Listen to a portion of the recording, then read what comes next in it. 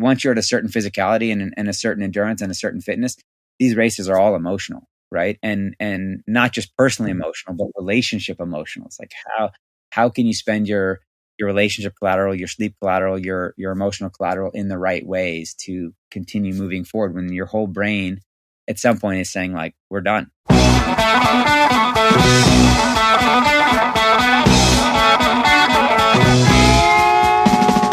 Welcome to the Low Tide Boys, a swimrun podcast. I'm Chip. And I'm Chris, and this is episode 147 of the show. On this week's show, we have the third installment of our four-part series recapping the inaugural One Water race.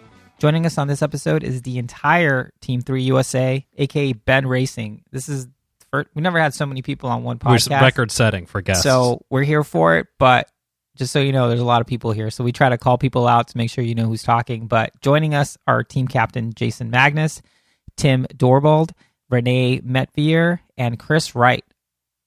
Folks in adventure racing circles definitely have heard of Ben Racing. I mean, they're pretty legendary.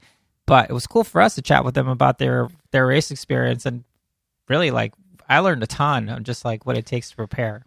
Yeah, and I think first, training updates. Yeah. That's what I think. Yeah. Save it. Save it for the end. Well, our 2022 swimrun season is almost over, but not before going out with a couple bangs and a couple of yeehaws. Yeah. So the Low Tide Boys will be at Ödyssey Swimrun Austin in just 2 weeks. We're doing some training, air quotes, but mostly trying to keep things steady until race day. Yeah. I did some a training camp, an intensive 3-day training camp, because I felt like I needed more time on my feet. Yeah. We talked about this, right? So Yeah. my training camp, I went to Disneyland with the kids, and the wife came along as well. What was the step count? It was up there. It was like 15, 20,000 a day. Damn. My dogs were barking for sure. So I was like, this is good for Ödyssey next year, if it happens. I love it. I love it. Yeah. That's a training update. And honestly, like, I love swimrun. I mean, I love it. Yeah. But I'm also kind of like, I'm ready for a break. It's been a lot of racing this year. It's a lot of racing. We've been active and very much looking forward to the final race, Ödyssey, at Paceman Park. Now for this week's shout-outs. Yeah, so our shout-out this week goes to friend of the pod and previous guest, Rick Mann. He recently suffered a heart attack during a training ride a few weeks ago, and like he let us know about it. And you know, our thoughts are with him and his family as he continues to recover, which actually appears to be going pretty great since he's already crushing monster swims in the Atlantic Ocean like he just normally does. So it looks like he's doing great. But I mean, seriously, we love you, Rick. Hope you're recovering and just taking care of yourself, because we need you. We need you posting those. Yeah, and he was bummed because he was also going to come out to Ödyssey Austin, but he's taking his doctor's orders and foregoing this one. But his partner Chris will be out, so she might be looking for a partner even. So maybe we can make that happen. But you know, we'll leave the real matchmaking to Nicholas Ramirez over in Orville. Now for this week's feats of endurance, this week's winner is Glenn Wilco. He finished the Oceania Adventure Race on the Gold Coast of Australia over the weekend, and it definitely looked like a feat of endurance.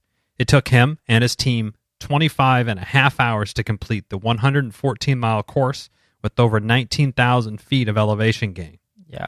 Nice job, Glenn. Strong work. Yeah, when I saw this on Strava, I had to like learn more, because I was like, wait, what? It's like, what watch can last for 25 hours?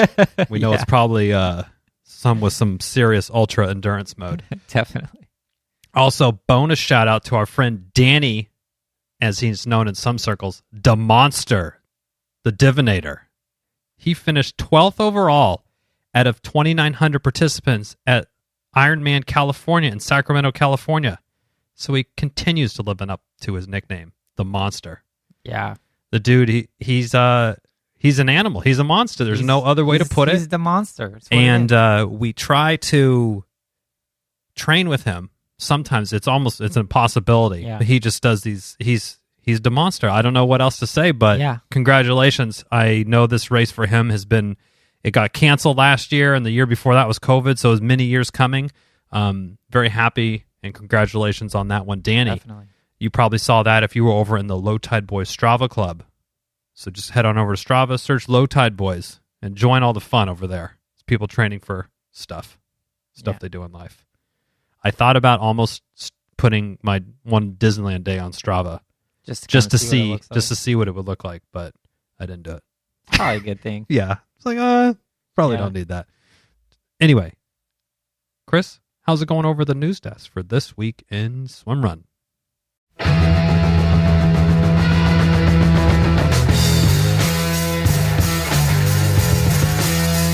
All right, well, we've got a short one for everyone this week, and it's this week in Swimrun and also like a couple weeks ago in Swimrun. Recently in Swimrun. A.K.A is in the books, and the conditions were a repeat of last year, i.e. awesome. Congrats to Hugo and Max for keeping their season win streak alive as they head to the last race of the year on the island of Malta in just a few weeks. Speaking of Con, make sure you check out the race film by our friend Rasmus on YouTube, which was just released. Link in the show notes. Released this week, and it was good. It was real good. Another man is a marvel. He's great. Marvel. He's great. He's the best. The week after Cannes, the 6th edition of the Swimrun Côte d'Azur took place up the coastline a bit in France, and the race conditions looked amazing, and we love that they have 3 distance options that make the event like super welcoming and as inclusive as can be. And we were dreaming about flying out to do both races back to back in the near future. I've been tossing this over to Chipper's side of the garage a couple times. Hey, we could go do Cannes and then just have a family vacation. It's a way to wrap up the season right there. South of France, go to Nice, which is nice. Anyway. I like that. That happened. Anyway, that's it for this week. Feel free to reach out and let us know if there's anything that you'd like for us to mention on the show. Yes, now for a little show business. So if you're joining the Low Tide Boys at Ödyssey Austin in November 6th in Pacebin Park in Austin, Texas, be sure to join us for the Low Tide Boys, Team Adorkables, Wild Swimrun Collab, Shakeout Swimrun, and Fika. It's going to be on Saturday, November 5th at 11 a.m. at Camp Tex Lake. Now, that's where you're going to go to packet pickup. That starts at 1 p.m. So we're starting at 11. We're going to do about 45 minutes to 60 minutes, really chill running and swim running. So come out with all your gear questions and all that good stuff. We'll get a look at a little bit of the course, some of the swims. Very easy, no drop, open to everybody. So we can't wait to see everybody there. And then after that, we're going to have a little bit of a fika, so a little some pastry and other delectable things to nom on after. This is a very special shakeout, though. We love hosting these shakeouts. We get such great feedback, and it's really great for us to meet and great members of this community. But this one's extra special. We have multiple guests from across the pond in the UK. Special guests are joining us for this shakeout swimrun are Team Mr. and Mrs. B, Bill and Chrissy, as well as Alex, who are all flying from the UK for the race in Texas. So we'll see you out there for the shakeout swimrun, 11 a.m. at Camp Tex Lake on November 5th. Well, without any further ado, let's get into our conversation with One Water Race Team Number 3, USA, Ben Racing. So as we were saying at the beginning of the show, it was really great to get Team 3's race report. As we mentioned, Ben Racing is just like legendary in the adventure racing world, and we really learned why. I mean, in this conversation, we spoke about how they got their team together, how they approached training, and got a real detailed race report about their experience on the archipelago. There's also an emotional conversation because, no one likes to talk about DNFs, but we loved their candor and humility. And honestly, I mean, I was like impressed by how they came together as a team. And to me, a lot of reasons why this episode is just awesome. Yeah, and including like the very gut-wrenching end and how they resulted. And we don't want to spoil it, but it was you just feel for them. Tough. Yeah, and I think up effort. Totally agree. And I think, I don't want to spoil it for anyone either, but I would say like, if anything, the way they bonded as a team and the way they made their decision at the end, like just shows like how much they cared about each other and how, if you had to put this in a vacuum and find some equanimity and make a decision, like they definitely made the right decision for the team. And it was anyway, it's great. Yeah. And it's another, this is our third one of this thing. And the thread I'm seeing is the memories that were made during this really insane block of swimrun time that they were doing are going to last with them forever. And that's like the theme that we're seeing throughout all these different chats on that we've been having. So it's just really cool. But yeah, I mean, I still don't want to do the race. No, but not at all. I'm I appreciate it, and it's epic, no doubt. Yeah, no doubt. Capital E. Yes, capital E. So we're gonna head up right from Studio G, take the I-5 up. Yeah, right into Central Oregon. It's way quicker. Blast up. Say hi to our folks at Bend Racing for the One Water Race recap, Part 3, Team USA. Bend Racing.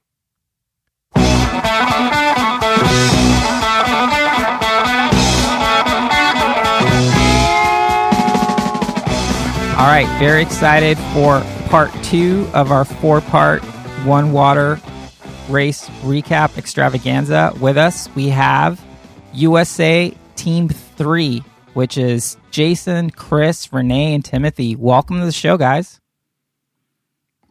Thanks, guys. Thanks. So we're super stoked to have you. This is the first time we've had so many people in one recording, so we'll see how it goes, but I think it's going to be amazing. First of all, congrats on even thinking that signing up for One Water Race was going to be like a thing, because this race was a beast. So I'd love to hear from you guys. Whose idea was it to sign up? How did you guys get sort of into the roped team? into it? Yeah, roped into it or otherwise, but would love to hear how this whole thing started. Jason, do you want to start? I think every single one of us going to say Jason. Okay, Jason, you're up. Popcorn, Jason. Yeah, I mean, ironically, it was my idea, and I was the one that didn't end up swimming. But so there's some fun stories there. But basically, I'm a longtime expedition adventure racer, and this little trailer just popped up on Facebook. And I'd done I was a swimmer through college, and a triathlete formerly, and then, mostly turned longtime expedition adventure racer, expedition paddler. And this thing popped up. And as soon as I saw it, I was like, the only people that are going to survive this are either like world champion swim runners or expedition adventure racers. And certainly not a world champion swim runner. I'd never done a swim run. But, I was just taken by the whole idea. And so I actually initially, signed up, or not signed up, but put in the application with my twin brother, who puts on a bunch of these crazy kind of expedition swimming races in New Zealand, like 30 and 40K continuous swimming races in New Zealand, and a couple that you guys know, Brent and Annie from Quest Racing, they put on the Quest swim runs and the Ödyssey swim runs up in the Northwest. So they're also expedition racers. So that was the original team. And, I was like, oh, we're going to, we'll go in and do this and probably somehow survive, kind of drawing on all our strengths. And then it just so happens that, within a couple months of the race, maybe 3 or 4 months of the race, all of them had to pull out. So my brother had to, drop out. And then Brent and Annie, who have a newborn baby, or I guess like a 1-year-old now, they were just like, it's too much. And so I was kind of left standing with this idea of still wanting to do the race, but not having a team.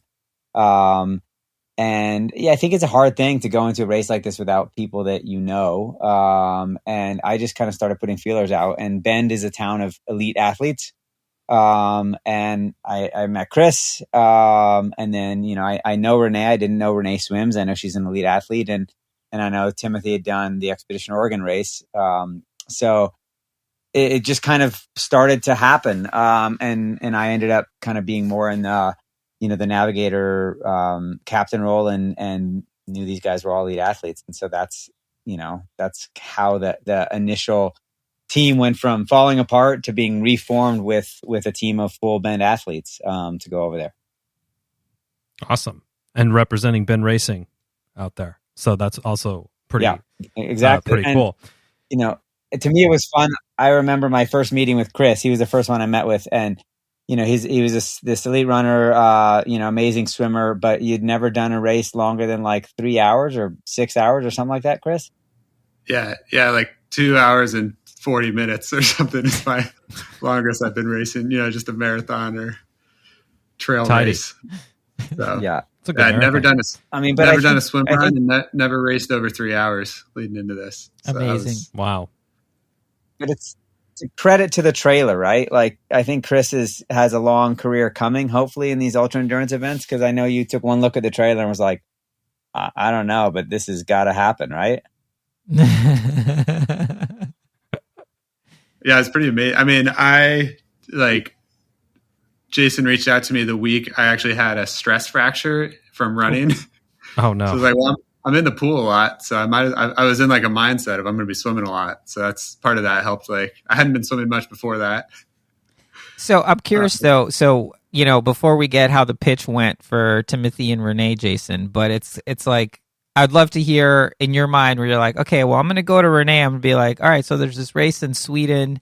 It's 200K of running, 50K of swimming. Like, how do you, oh, you're breaking up for a second. Like, how are you having these conversations with people?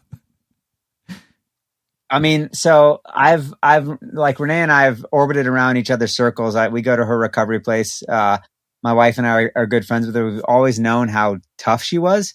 We just never, honestly, like, we never thought of her as a swimmer. We never thought of her as a mountain biker. She probably didn't either, honestly. But we just know that she doesn't quit, and she's one of the toughest athletes when she decides to do something. And at this point, like, I'm not going to lie, like, I was desperate. Like, I wanted to go to Sweden. Thomas, basically, when you applied and you got in, he's like, you got to have alternates because we don't want teams falling apart. Like, this is a big deal. Like, we're only letting in so many teams. We really don't want to, like, let people in and not have teams. And so I had originally had some alternates, or, had a team with my brother and Brent and Annie, and thought we got this really good team. And then, just like Thomas said, like, shit happens, right? This is a big commitment. And so then I was left really, I initially thought about canceling or just telling Thomas, honestly, like, we can't do it. But I knew how much he had invested in this dream to do this crazy expedition swim run.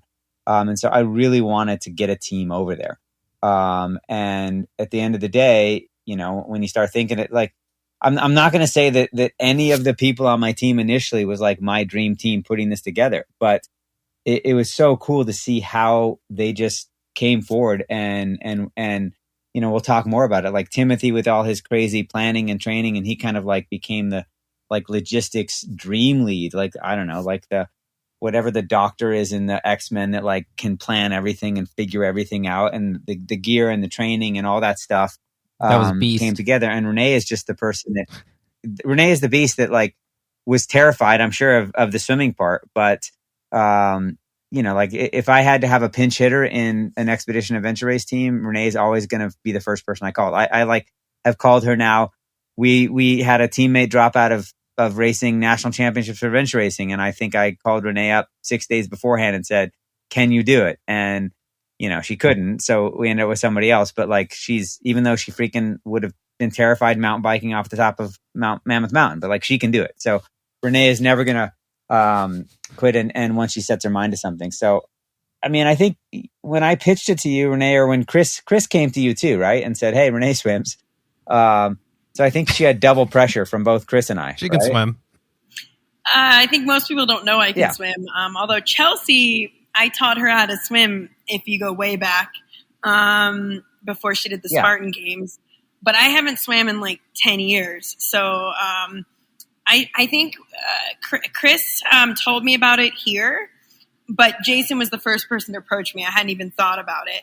And I would say I think I had a moment of temporary insanity at the time. When you're like, how do they talk you into it? I'm like, I don't even know if there was much talking in. I think I literally was like, let's go. And then later I was like, wait, what did I just say yes to? And Jason's really good at, as you can probably tell, like even in his interviews, like, I don't know, he's not like false at all. Like he'll say how awful it's going to be, but somehow he makes it sound awesome. Like, I don't know how. It's like some kind of skill where I'm like, yeah, awful, awesome, let's do it. And yeah, that's what happened. And then Tim, I've raced with before, and so Tim got brought into the fold when we found out he could swim as well. And I think all of us didn't know any of us swam before that. Like, I had just met Chris, and I didn't know he swam at all. So I think it just like, I think that was like a hidden talent that all of us had. Nice. Tim, what's your origin story into the One Water race team? My origin story is a random text from Renee saying, no context, no nothing. Hey, can you swim? Question mark. Oh, wow. Okay.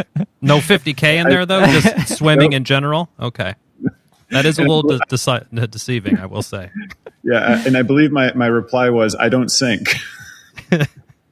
Okay. So, and then, I saw the trailer and I started to learn more. And I mean, it was interesting because I think after you've done a couple longer events and adventures, like similar or in the similar vein, something like this doesn't scare me. It's more of like this really cool problem to solve. And especially if you put together an amazing team, it can really be magical. So I was honestly really excited right from the beginning. Yeah. That's awesome. So Jason, you have your team together. Did you guys have start trying to train together? Did you just start crushing mad yards in the pool? Like what did, when you started realizing, okay, this thing's actually going to happen, what did you guys do to try to get prepared physically for this thing? I think, Tim and Chris were able to get together and train the most. It was, pretty crazy for me. Like I had a insane schedule. I don't know. I think I did a 1,000 mile paddling race within leaving for 2 weeks before leaving for Sweden. And then I did an expedition adventure race literally 6 or 7 days before leaving for Sweden. So my schedule was insane. I was swimming. I didn't get to meet up with these guys, but I have a canal right behind my house, which you're not supposed to go into, but it's fast enough that it's the perfect, really cold treadmill, like swimming treadmill. So I was in there all the time and just literally running, laps on the canal and doing that. I think Chris and Tim were doing basically the same thing in the Deschutes River. Right? We don't have these big expanses that we're close enough to get to. I don't know if Renee trained swimming at all. No, I know she did a little bit. But really, I think Tim and Chris were kind of solving the problems of how to tow and gear. I was just trying to survive my pretty robust race schedule, and I think Renee was doing a bunch in there. I think we never really we never had the four of us together actually until we got to Sweden, right? All four, yeah. No, us three. The 3 weeks before, we put in some serious time. Last minute training for me because he probably nailed it. I hadn't put much swimming in. I did a little bit initially with Tim and Chris. They were really leading the ball, and I told them when I had to I went to Peru to lead a running camp, and I stayed in Peru for about 3 weeks. I came back and I was like, I'm going to need help. If you want me to be swimming, we need to go. And so they both people just met me even randomly. I got some other swim people to meet me as well. And I got less scared of the swim during that process because I did grow up swimming. So I have good form, and it just took some time to get it back and then get comfortable. And but all four of us together, I think our first swim was actually in Sweden. Nice. Yeah. And were you guys training sort of, for lack of a better word, swim run swimming? So with paddles and a buoy and things like that? Or were you just crushing yards like you would in college or something? Yeah, no, I'll shout out Tim for really leading the charge on the whole swim run. Tim would send out texts every week with our morning schedule. And we were trying to work on the transitions. We knew it wasn't just going to be a lot of swimming and a lot of running, but we had this lap downtown Bend that was a K of running and a K of swimming each way that we just do on repeat to work on transitions and test out all the gear. And Tim doing a lot of the DIY, leading the charge on the training and the gear. Nice. I'll let Tim take over there. Yeah, I think right as soon as we understood what the challenge would be, we recognized that we really needed to get some good kilometers on our shoulders with paddles and learn about pull buoys, and we all wanted to get the big fancy arc keel pluses and all that stuff. But then also swimming together, the three of us tethered, how does that work? So we figured out some really cool things there. But yeah, as Chris said, we've got the Deschutes River. And so as soon as it was warm enough for us to kind of bear it, we were, all three of us, Chris, Renee, and I were down there. I would show up at 5:30. Chris would show up at 6:30. Renee's not a morning person, but she would show up 7:30ish, and we'd try and get laps in. And we've got this literally run 1K upstream, swim 1K downstream, and we just do that over and over and over again to get those transitions, to get that thermal cycling, because we knew that would be the biggest issue. And we were all confident that we'd show up athletically fit. But we knew that for the one water, there would be these other challenges that we'd have to figure out together. Yeah, for sure. Yeah, that's what we've talked to a few other adventure teams, and swimming isn't a large component of most adventure races, it seems like. So that's kind of been a uncovered area for some of the like more pure adventure race teams that we've talked with. And that's kind of the sense that we're getting from you all. The thing that I would think would be, obviously, besides the lot of volume of running and swimming, is the sleep bit is something that I personally not had any experience with, but you all being adventure racers, it seems like no big deal for you all to deal with that. Was the longevity of the race a kind of a non-issue for you? Oh. I would say sleep depth was the hardest thing of the entire race, along with cold. And I think Jason and Tim have the most experience with that versus Chris and I, since I only have one ever experience with sleep depth. I think that's something that's makes it unique with swimming involved. But I will say you don't want to fall asleep while you're swimming. So that part was nice. Yeah. Yeah. You got to be pretty tired if that's happening. I was just going to say that was, I think that was one of the things that next year or, each time you kind of learn about that. And that was one of the cool things and the challenging things is to see, Renee and Chris who have less experience with that sleep deprivation. I know Tim has a bunch. For me, that's a bit of a non-issue because I've done 60 or 70 of these big expedition races where it's all about sleep deprivation. But it was interesting for me because I wasn't swimming. So I'm sitting, I'm on the boat doing a lot of the navigation and the nutrition and all that kind of stuff. And then I only get to see them when they're zombies.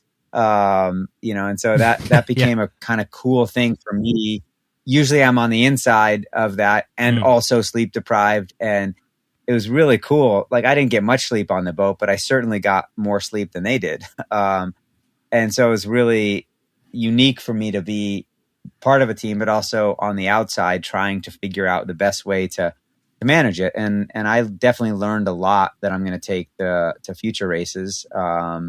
And, both when I'm racing and something else like this. But yeah, that does become, I think there can be an overemphasis on this idea of fitness. And the fitness only goes so far, and especially because we were all coming in super fit. And so the challenges became, like Tim said, the logistical parts of the gear, the management, the transitions, and then, having a cohesive team strategy to deal with sleep deprivation. And that, right. that becomes the crux of these races is the sleep deprivation. Now, again, you're super experienced, Jason. Did you have any trepidation thinking, okay, this is a first year race. Yep.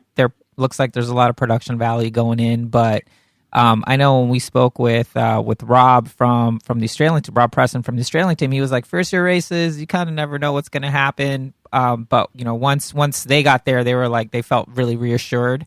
Did you guys have a similar experience? As a race director, I've put on a bunch of these big races, and I personally just had a quick email chat with Thomas and talk to a bunch of people that know Thomas that, are part of the Northern Islands expedition races and Stefan and knew other people involved. So you're never quite sure how amazing it was going to be because this turned out to be just such a phenomenal event. We're really lucky to have been a part of it. But, for me personally, I had enough connections in that world that I knew that it was going to pull off. But yeah, it's a scary thing to fly halfway around the world and train and put all your eggs in this new expedition basket that we weren't even sure was going to be possible. Yeah. Uh-huh. And then, so it sounds like the moment you got to Sweden, you all threw your gear on and linked up your tether 3 ways. What was some of the main things you were focusing on in those few days you had before when you got to Sweden, and then before you had to go to the race hotel host area? Yeah, I mean, I'll talk a little bit about that. I think from my perspective, we were pretty confident in our gear. The one outlier, I think, was the amount of neoprene that we actually brought with us. So, we certainly came to learn that we could have done a little bit better. And just in terms of some of the longer swims, night swims, a little bit more neoprene. But I think we were really confident in how we had dialed our gear. We had this really cool system where we could actually switch the front 2 swimmers. So we had this running tether that allowed for switching during drafting on the longer swims. So what I was really interested in was experiencing the map and then comparing that to the actual land that we'd be on. So from a navigation standpoint, spending some decent time out actually in the forest, on the rocks, on the islands, kind of just making a connection with the map.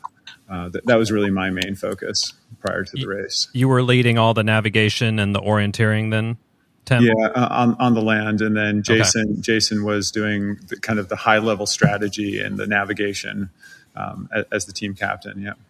Mm-hmm.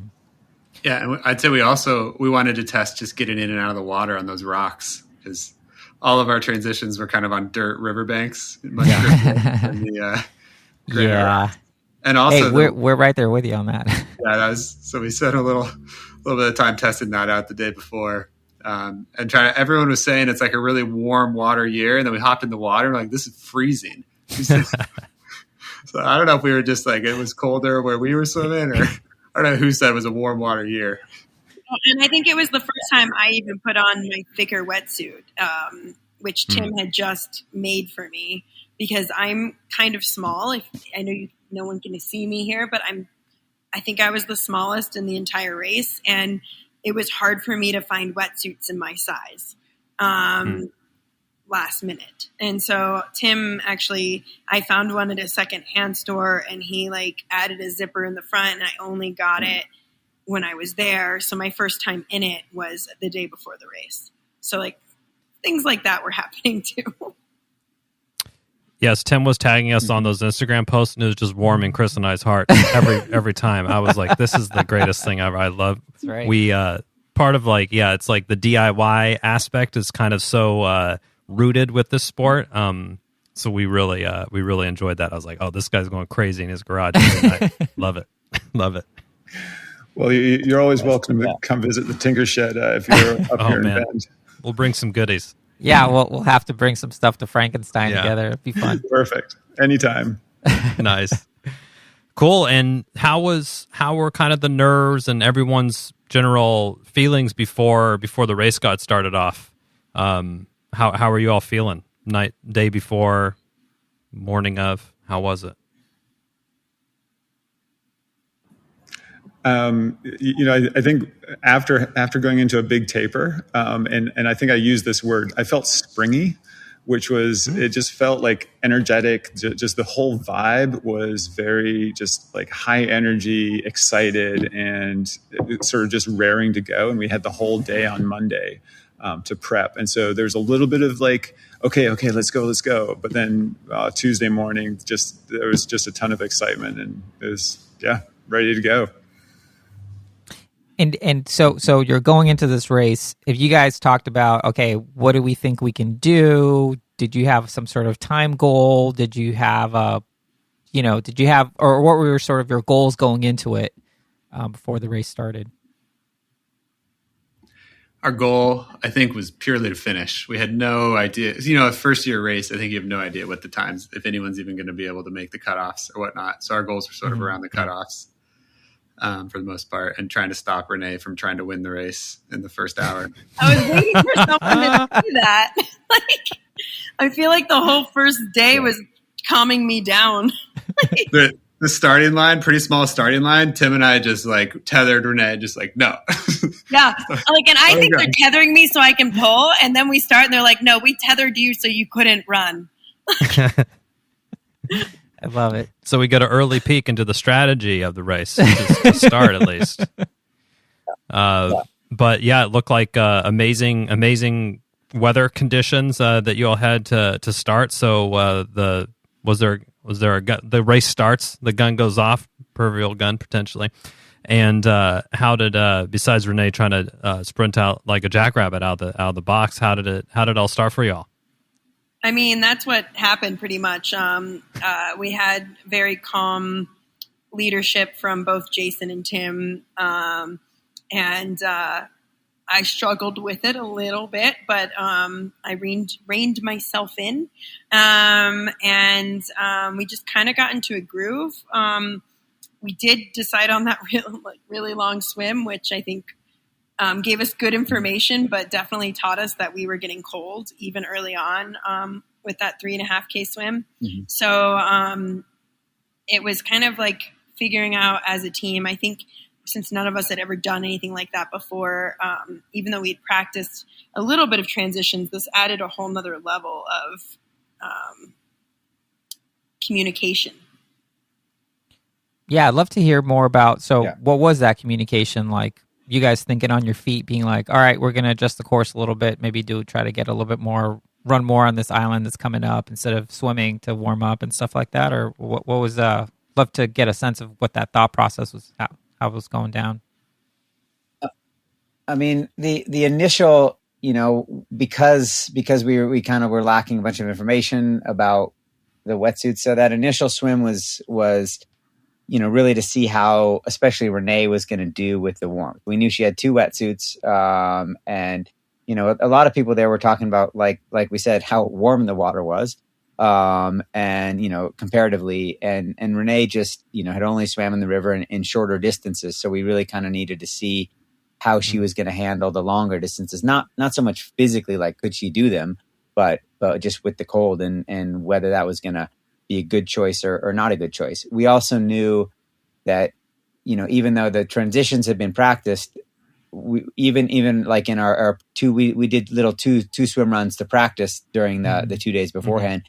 And we realized very quickly how much more challenging the transitions were on those rocks, right? And a lot of scrambling around. It's one thing to get in and out of the water at a beach that and you can speed that up. When every transition is different and you're climbing out. So we got a lot of good information those first 2 days, and then a lot of it was adapting. And after that first 4K swim, we're like, all right, we're going to try to not ever swim that long again until the last swim. And then it also let us, know that as soon as the weather started to get a little colder, that it was worth taking the time to put the warmer wetsuits on. And, we were, right at the place where we stopped, we were already ready that Renee was probably going to have to swim in both wetsuits for anything longer, just to kind of keep her warm. We had heating pads, so it just kind of gave the team and me a good sense of how to adapt the route. And we changed it again, honestly, like after that first day when I started to see how slow the transitions were becoming, especially if I met them. You see this a lot in big expedition races. As soon as you walk in and there's somebody else to talk to, like you want to talk to them or you want to do things. And so we started even adapting later on 36 hours in, where the boat would be there, but I wouldn't meet them at every point that we could, because if they had no option but to like go into the water and swim and come out and, get food 2 hours in, they were really good. Like as a team, man, they were really, really strong and communicative together. And then sometimes I found that I would get in the way, right? It's like, having that new energy in there could be beneficial every couple hours, but it didn't need to be there after a 500 meter swim and after a 2K run across an island. So we learned a lot, for future races like this. We definitely learned a lot about ways that we can up the performance and up the teamwork and stay warmer, right? So that's a big piece of it. That's a really fascinating dynamic. You're doing the race with them, but you're up ahead. You hadn't seen them for a certain bricks of time. You don't know how they're all doing, what beyond, the time it took them to cover the distance. For the feet on the ground, Chris, Tim, and Renee, how was that? Sounds like sometimes it was like a surge of energy to see Jason, and other times it was like a little bit of a carrot trick for y'all. Yeah, I mean, it's something that I think you don't notice until Jason says it. We're like, oh yeah, I guess we were talking to you for 5 minutes there. I should have been swimming instead. But no, it certainly felt like we got more and more into our rhythm of like, there was an ideal distance for us, swimming for 15 minutes, running for 15 minutes, like that sort of time span was like, felt a lot more efficient looking back than anything shorter or anything long. We like found a rhythm as a team, especially into like the end of the first night and into the second day, I thought.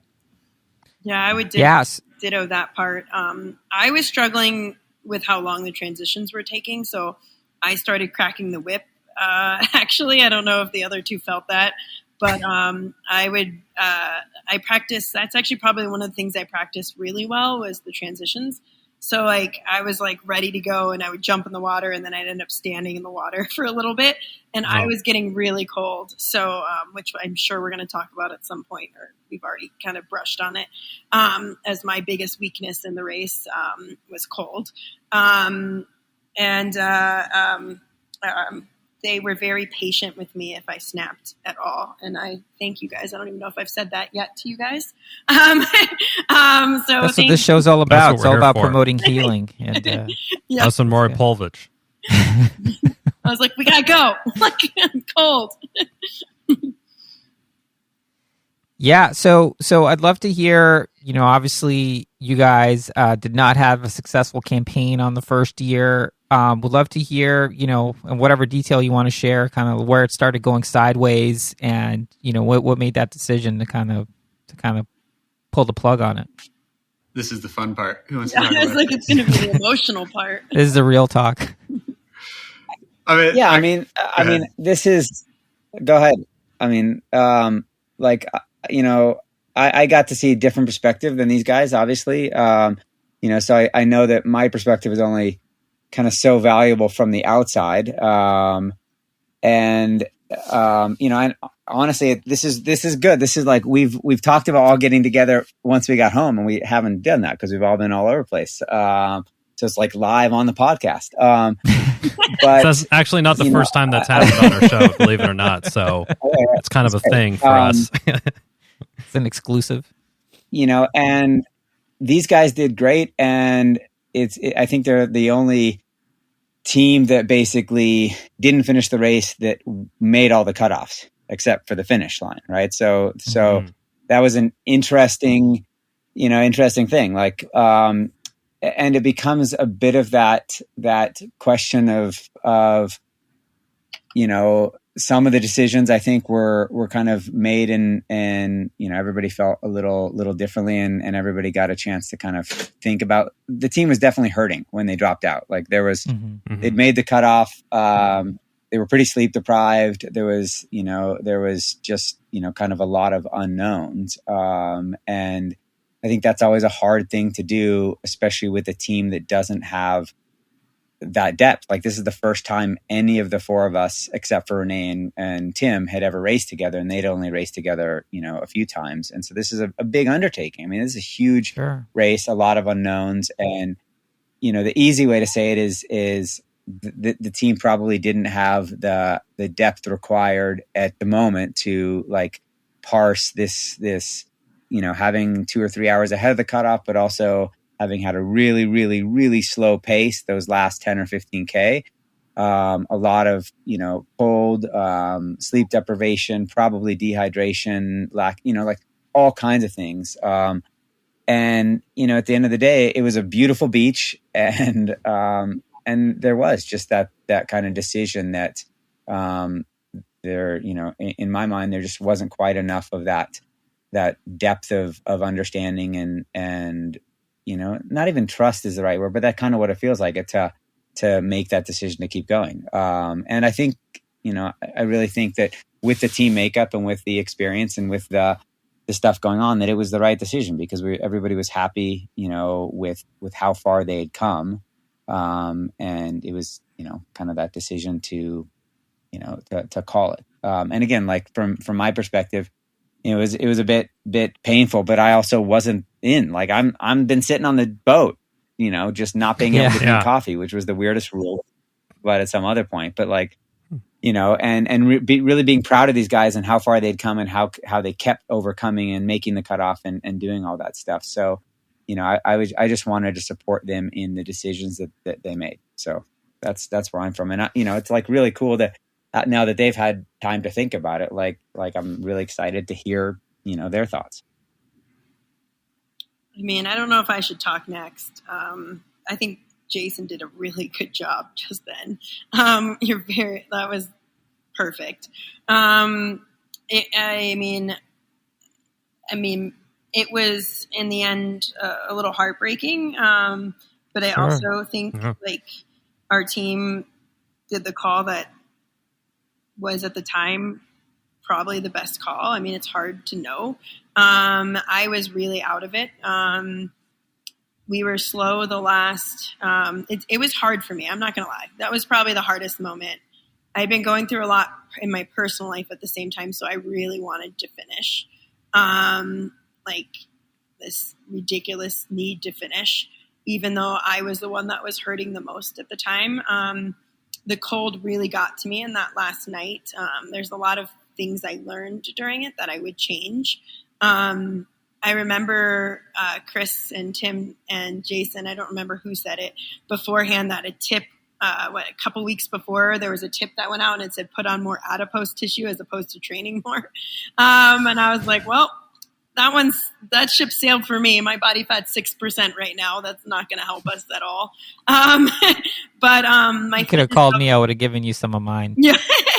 I'm 104 pounds right now and very vascular. So it was, I knew that would probably be what I thought that thicker wetsuit was going to do it. But when I saw what other people had and what I wish I had, and then I didn't ever take off the gloves and they were full of water because I was just like all about go, because that's the type of racing I normally do, is like you don't really stop. You just like go, go, go, and you're at all full tilt. So I had a lot of learning to do myself. But I got very emotional the whole last, I don't know, is that 4 miles-ish to go when we really slowed down a lot. I was probably working out at a level 2-3 the whole time.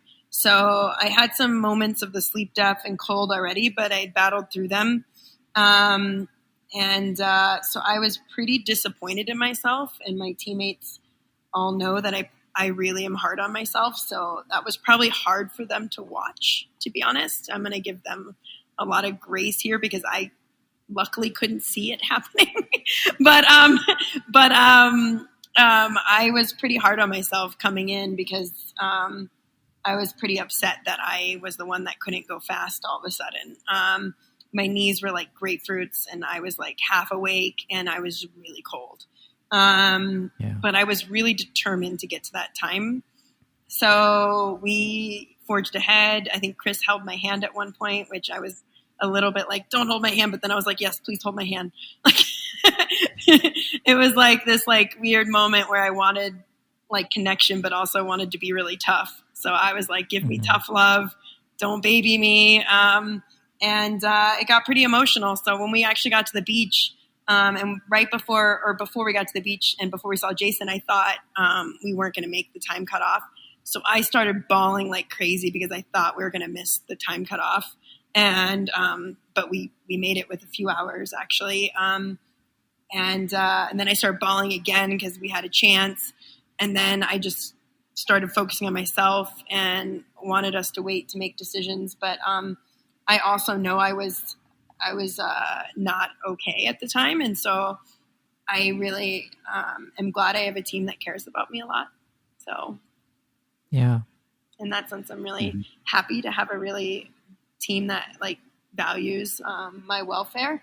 But I was the one vote that wanted to continue going, which I actually can't believe I. Well, to add a little context, right? So this is what was interesting. You know, we talked about the race, and it was a first time race. So there were definitely a number of things that could be improved. Somebody's probably talked about the tracking, which was interesting because the tracking just totally failed. And so Tim, thank God we had Tim on the ground, because we'd have to make a plan sometimes like miles and miles away, like the boat's going to meet you here. Right. And we have no idea where they are because the tracking is gone. Right. And sure enough, like an hour later, Tim like literally walks to the exact point down the beach. Right. Nice. And the only time that didn't happen was when they were sleep deprived and they were supposed to come out on this island. And for some reason, we hadn't had tracking for 15 hours. The awesome boat captain on me is like, oh, we don't have tracking. And occasionally he's checking in. And the only sleep deprivation craziness was like the tracking came up and we saw Tim's little dot or the team's dot going the wrong way once they hit the shoreline of the island. And so like all of a sudden we know where they are. We know they're nowhere near us. And we zoom up there as they like wander into some lady's house, which was an awesome, close to some lady's house. Like that was this one moment. But the rest of it, we had no tracking. And then as we're getting close to the cutoffs, it was really unclear. Like on the map, there's a thing that says cutoff at this time. And it's right across from checkpoint 11. And then we get word that the cutoff is at checkpoint 12. Right. And so this was a hard thing because like the team is like on pace to rest and to make checkpoint 11 with plenty of time. And then all of a sudden we're told that the cutoff is checkpoint 12. And there's no way we're going to make that because it's another 6 or 8 hours away. So the team, I tell the team this, and that was probably, that's what Renee was talking about, like this devastation of like, oh my God, we've been working so hard. And now we thought the checkpoint 11 was the cutoff, but now they've told us absolutely it's checkpoint 12. And then while they're out there running this, what I can only imagine was this, like their final stage, their sad goodbye of like, we're missing the cutoff. It's over. Right. We get a text that, oh, sorry, it's actually checkpoint 11. But we have no way to contact them, right? To tell them this. And so they're racing into checkpoint 11, thinking they've missed the cutoff. And so, I can only imagine from my experience, like there's times when that emotional context of like that the race had already been decided for them. So I know that, somewhere in Renee and Chris and Tim's head is this like, we did our best, like, and we're so sad that we missed the cutoff, right?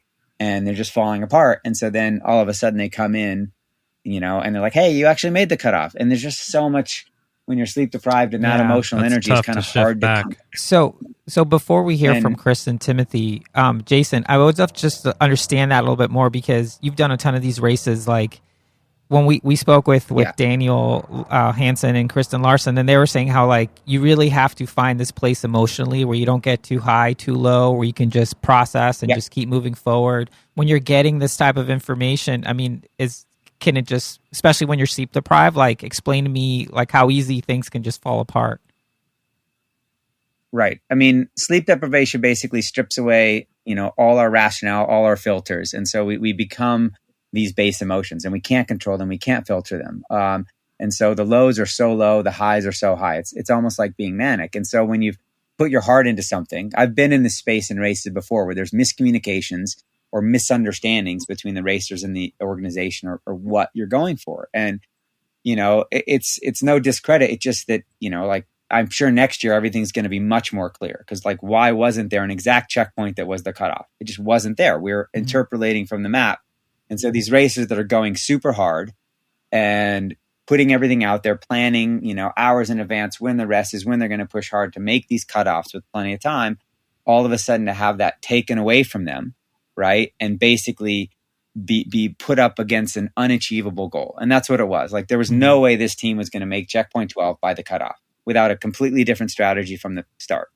And so, I think that like the body just breaks down. And one of the interesting things in all these races, like when you're sleep deprived, if you rest too long, like you can't keep going. Like the body actually goes into this hyperactive recovery mode where everything hurts super intense, right? So you have to mitigate little rests and continuous motion. And so emotionally, when you have this idea that, oh, well, we're done, right? And then all of a sudden somebody says, oh, actually, guess what? You can keep going. It's just going to hurt so much more now because somewhere in your subconscious, the body has already learned that it's going to stop.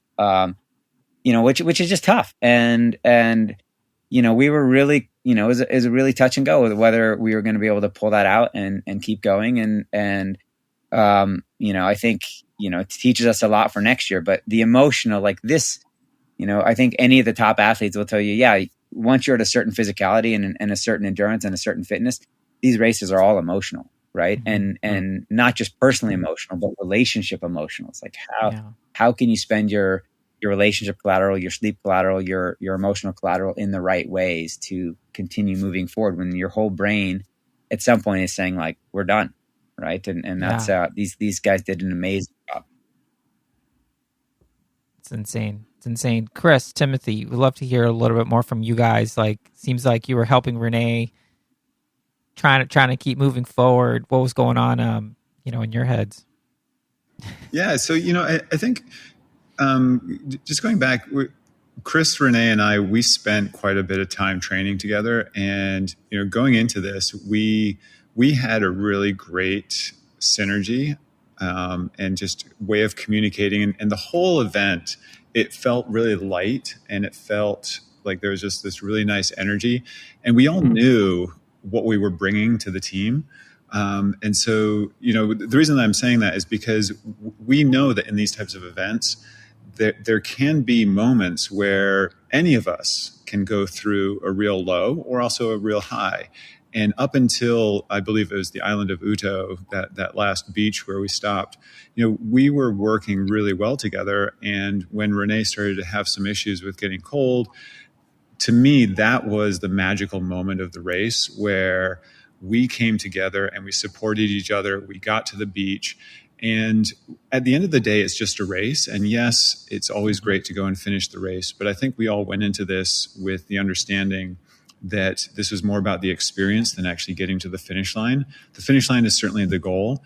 But gosh, I just think back, and the whole experience of those 50 hours was just incredible. And we had the opportunity actually for 2 people to continue. You could actually withdraw from the race and just have 2 of your teammates continue. But in that moment, when we were making the decision, it was so much more important to make the decision as a team. And the most important aspect is the health and well-being of each of us. And so it wasn't even an option to continue on just as 2 people. And so we decided to withdraw as a full team. And that to me, I think is a really cool moment to make that decision together and do it in kind of respect and honor of our health. Yeah. It's great. Yeah, I can top that, Chris. You're up now. Yeah, I can echo that. I should have gone first on that. Yeah. But like Tim said, I think I really felt we were doing like crushing the race the whole way into the first night, getting cold, and then warming back up the second day, and then second night we got more and more cold. The second night, there was one I have this really memorable leg we ran on an island. We were running to find a radio tower, and I swear it was like 35 degrees Fahrenheit. It'd be like 60 degrees Fahrenheit on one hill, and you go down into a valley, and it would be like ice crystals and like freezing in these valleys. And I hadn't brought my coat, and like Tim, we were both freezing, but Tim was giving me his coat, and we were running along. That's why I was like, oh man, we are so cold right now, but we're at least like, I can't believe Tim was willing to share his coat while I could see him shaking with cold. And I was like, towards the morning of the second night, I was like, wow, we are getting cold as a team when we're all trying to share garments around and figure out who's the coldest right now and who gets that coat. So I think it just sort of as that like morning dawned, and then we hit Uto, like Tim said, we were really starting to slow down a lot. I think that last 10K probably took, on the first day we did a 20K, I think, in like 2 hours. And then we did that last 10K in like longer than that. So wow. we had really, but it was like Tim said, I think it was a magical moment. It's like not really a fun thing if you're just like cruising along. Like the fun in these races comes when you have to bind together as a team, I think, and help each other out. It's like Tim said, I think like even though the end it wasn't satisfying to not make it all the way, it was still like an amazing experience to like get to that. We kind of set our minds on getting to that checkpoint 11 It's like, we're getting there no matter what. We're not stopping. Like you could see Renee's determination of like, I think most teams would, or like a lot of people would have stopped mid on that island and had them come pick us up. But like, I was really impressed by the team's determination to get to that final checkpoint. I mean, it sounds like it was just an amazing experience. And like you all mentioned, obviously the goal was to finish. When we spoke with Rob Preston from Team Australia, they were like, we don't even know if anyone's going to finish. They're like, they were going into it like, we don't even know if this is possible. So I think it takes a lot of bravery just to even line up and do this thing. And the fact you went out there and had an awesome experience, I mean, I think that's memorable in and of itself. But I'm curious, you guys coming back for One Water Race 2023? If it happens? Is it official? I mean, I don't know if it's official, but I think they want to do it. if it's official. I mean, I haven't pretty decided sure yet. it's I definitely want to go back.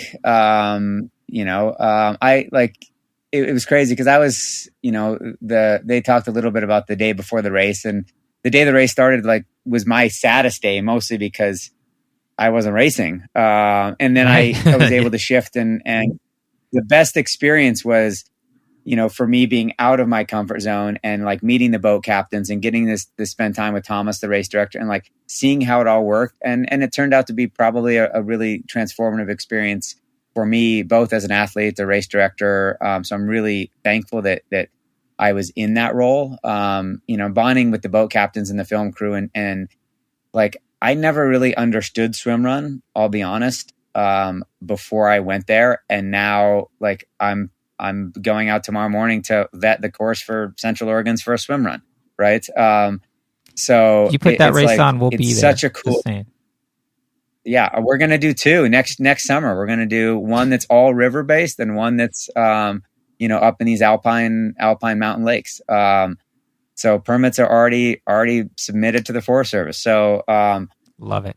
So, it's like, it was so cool to show up in the archipelago and like finally understand, like, the first little run, team test run we did that first day in our home. I was like, oh my God, this sport is amazing. And maybe it does take showing up in Sweden and looking out there and being like, oh, I get it. Swimming and running together over distances with adventure and a team makes so much sense. So, I'm super thankful to have been there and to have met Thomas and had this team there and got to train and connect with these guys as a team and as athletes. I really hope it continues. I'm really excited for the opportunity, hopefully to go back. And I don't know, and all Tim, I learned so much just from Tim tinkering. Like, I was like, I never knew somebody could solve all these problems in such a short amount of time. And it was a pretty amazing experience. So yeah, I'm very pumped on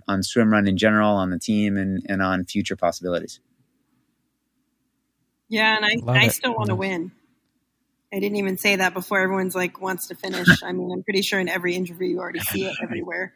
I feel like we learned a whole bunch. I never thought I'd want to do it again, but I fell in love with swimming again. I hadn't swam in a really long time.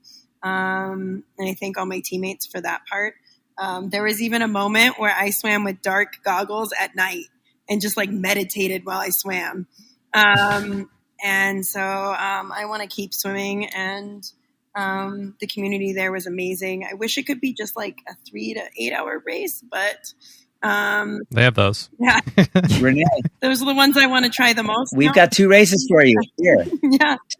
Two races for you right here. You don't have to go anywhere. I love all these promos for these races in Oregon, which we need. We need more swim races. Definitely need more races. I mean, what I love that I'm hearing is, one thing that we see on the show a lot is, doesn't have to be a 50-hour race or whatever, but the beauty about swim run, if you're of a certain disposition, once you do those first couple transitions, you kind of have this moment where you get the magic of it. And Jason, it sounds like that was your experience. Chris, looks like you're going to join us in Austin for Ödyssey Swimrun Austin. Do you guys all feel like you want to do swim runs now and kind of understand the sport a little bit more? I definitely do. I'm primarily a runner. So whenever running's a big focus, I really like it even more. But my second sport is swimming. So even though a lot of people didn't know that beforehand. So I haven't even done triathlons because of the biking, not the swimming, which is most people's. Usually it's the swimming. So I'm stoked about it, finding this sport, and I learned so much, and the gear is so important. So, which is new to me, that part. So it's a big learning curve, but I think we learned a lot and got thrown into the deep end, literally, right away. Yeah, your first swim run was the longest swim run ever. Like literally. That's true. That's bend racing, right? We just go big. Amazing. Well, I mean, there's a purity, right? So like, swim run right now it's going through kind of this DIY phase with gear and different rules and all that kind of stuff. But to me, what appeals to it is at the end of the day, there's a purity in that you don't find even in adventure racing, right? It's possible to explore with just your body, right? So whether you have a wetsuit or, you can look at the swim run in its purest form, and it's just human locomotion over terrain. And I think I got captured by that, this idea that, it'd be nice if it's not so cold or whatever, but it doesn't take anything except, a human body or a pair of human bodies exploring the terrain and deciding when to swim and deciding when to run. So even going out and training and finding courses, or just this idea of it, is, I'm trying to convince my brother to come and do a swim run through the boundary waters like we used to canoe. I know people have probably done that. I'm like, how cool. Put the little buoy on your back and do a 5-day swim run across the boundary. Maybe there'll be one water race USA and it'll be in the boundary waters or the Quetico. Like, who knows? Like maybe we're seeing the beginning of this new crazy expedition swim run. And it's just so fun in that purity and exploration. I love it. And I mean, I love the way that you're describing, the whole thing, because I mean, Chipper and I, when people ask, it's kind of like amphibious trail running, but I love the idea of thinking of it as like just human locomotion over terrain, because that's really what it is. And as you mentioned, you can pretty much, anyway, I need to stop. Chris is sold on swim run. I feel like I'm the chief evangelist of swim run here, so I'll stop. But I guess I'm really glad that you guys had an amazing experience. I'm glad that you're super stoked on swim run. I'd love to hear sort of lastly, we talked about it a little bit, sort of, how the race was organized and all that stuff. But if there was anything for next year that you guys think that you're definitely going to do different in training, kind of what are you thinking, like in terms of prepping for this thing again? I mean, I know I'm going to have more layers.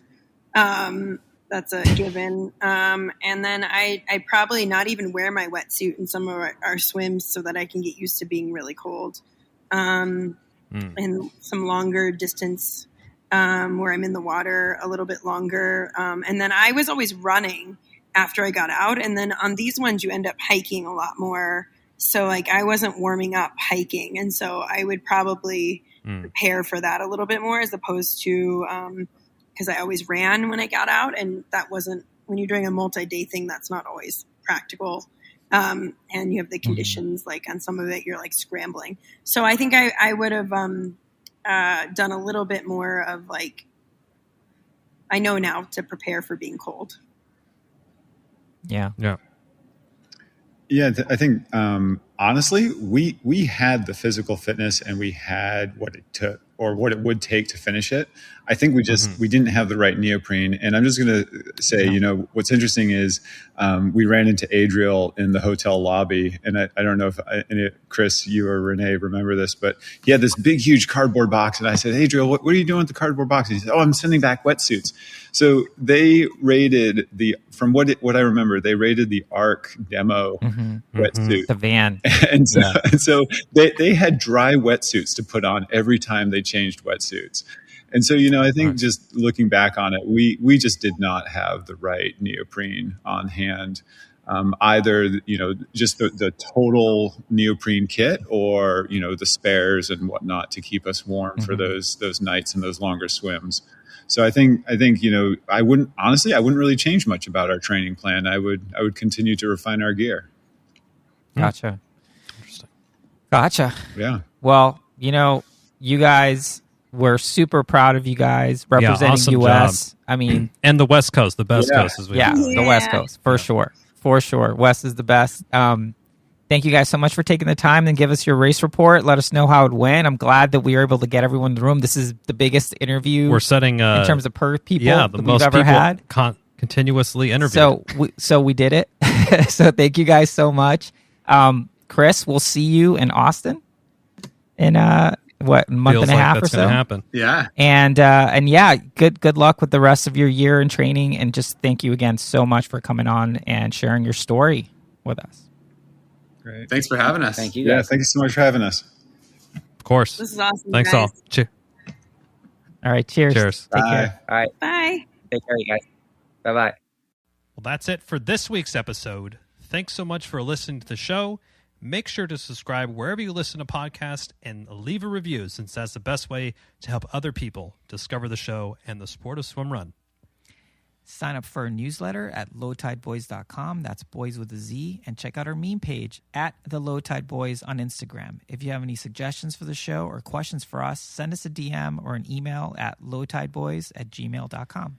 We'd like to thank Riding Easy Records for our show music, and of course our wives for their support and tolerance of all our swim run activities, podcast, and other stuff. Yeah, other stuff. Way to keep it PG. Finally, you can support our efforts on Patreon. Until next time, get out there and go for a swim. Go for a run, Then another swim. then another run, And then another swim. and then another run. And then just keep going until you're done. So you're done. Or maybe can't And then stop. stop.